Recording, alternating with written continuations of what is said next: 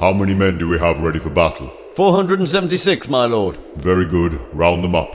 500, my lord. No, I mean, oh, for goodness sake. The Fool's Journey.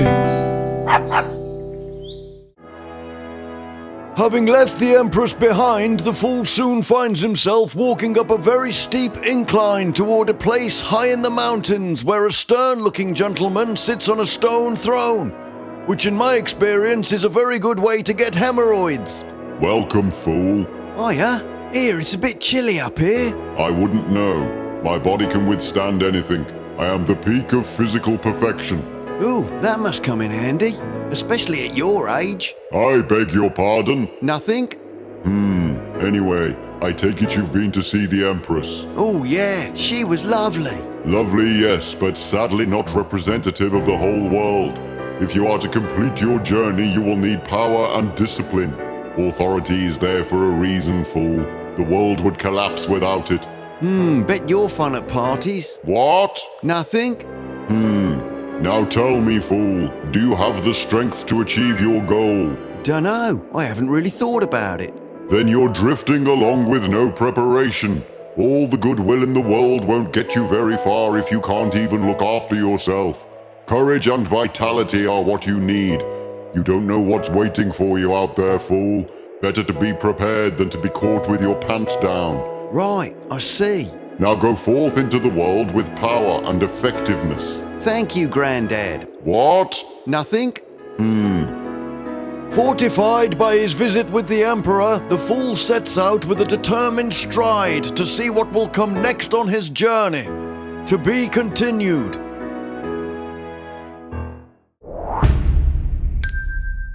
Welcome back to Kippy's Quest and Tarot School. This week we're going to be discussing the Emperor. Ah, the penguin. No, not the penguin. Last week we studied the Empress, who's considered the mother archetype of the major arcana. Card number 4 introduces us to the father. In the Key to the Tarot, Waite gives his brief historical meanings as stability, power, protection, aid, reason, and conviction. Where the Emperor's card was focused on passion, sensuality, and nurturing, the Emperor is more concerned with power, effectiveness, and the laws of society. Not too much has changed here from earlier cards. The Sforza Tarot has him surrounded by minions, while the Tarot de Marseille shows us the Emperor in profile and holding a scepter of the Sovereign's orb.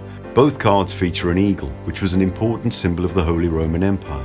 The Rider-Waite card expands on these images, albeit with some additional symbolism from the Golden Dawn. So what's this Golden Dawn all about then? A brief history of the Hermetic Order of the Golden Dawn. The Golden Dawn was a magical society dedicated to the theory and practice of the occult, hermeticism and metaphysics. Formed in London in 1888, its notable members included Arthur Conan Doyle, Bram Stoker, W.B. Yeats and Aleister Crowley. Its principal teachings came from a document called the Cipher Manuscripts, an encrypted collection of papers that formed the basis of the Golden Dawn's magical grade system. The society splintered into separate orders amidst leadership struggles and personality clashes, leading to collapse in the early 1900s. However, it was the Golden Dawn system that informed and inspired the creation of the Rider-Waite tarot deck.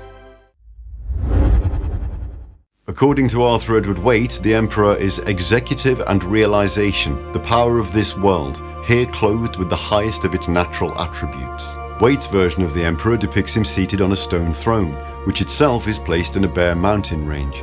Immediately we can see the contrast to the Emperor's card, which features nature and greenery as the environment.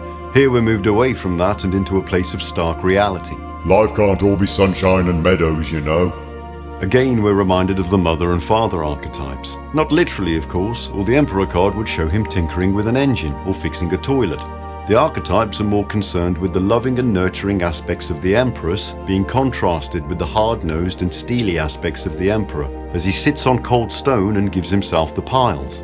Now, while we're naturally more drawn to the concepts of love, good vibes, and the carefree approach to life, we also have to accept that structure and self-discipline are needed to give our life stability and can be essential to personal growth and self-actualization. The word discipline has all kinds of negative connotations, as we conjure up images of certain school teachers who are unnecessarily strict and unpleasant in our younger years. I'm talking to you, Mrs. Stevens. However, we're all aware that self-discipline can be a positive force in our lives. We certainly feel a lot better walking out of the gym than we do after binging on Netflix and packets of biscuits for 6 hours straight. But too much self-discipline and we can end up being tyrannical to ourselves and having no fun at all. So it's all about balance. As it's been said many times, the road to transcendence leads to the uniting of opposites. So there used to be kingdoms run by kings, and empires run by emperors, and now we have countries run by... Thank you, but I think it might be time to move on. The crown upon his head signals his place as the absolute ruler of the material world.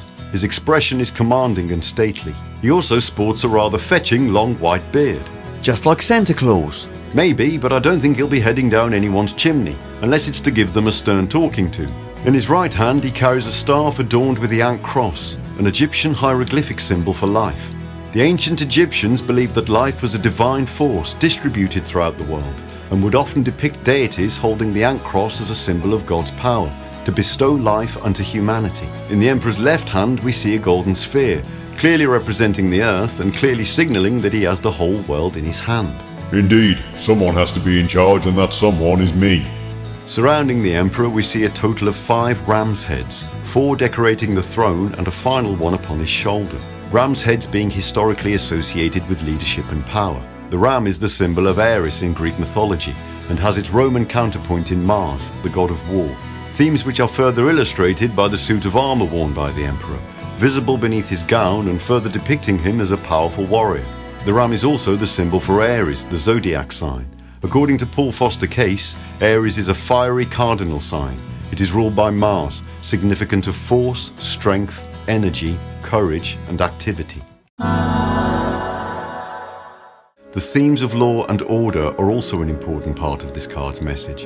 In many ways we can see the Emperor as representative of society as a whole. According to Rachel Pollack, in the Emperor's best aspect he indicates the stability of a just society that allows its members to pursue their personal needs and development. The natural world is chaotic. Without some form of social structure we could each spend all our lives fighting to survive. Society allows us to both work together and to benefit from the experience of those who lived before us. But what does it all mean?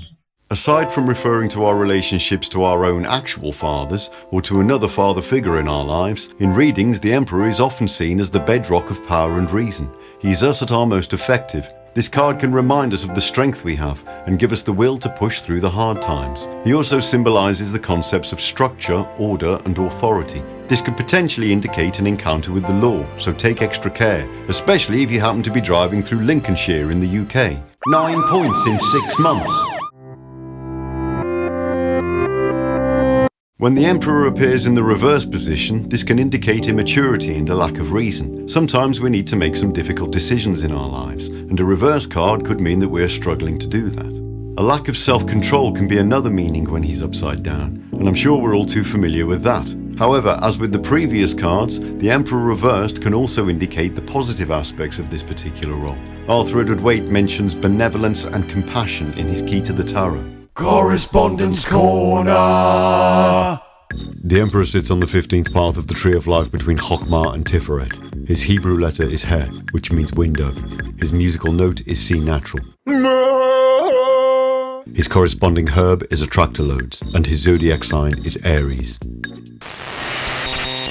The big takeaway for the Emperor is the concepts of power and leadership. The card can also be taken as a sign of stability in our lives and suggests that we have things under control. Certainly the themes of potent stoicism and restraint are richly apparent in this, the card numbered at 4 in the Major Arcana. Remember, no matter how bad things get, you can always find the strength to power through it.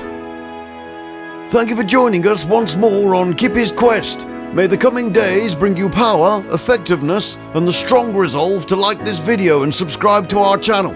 Until next time.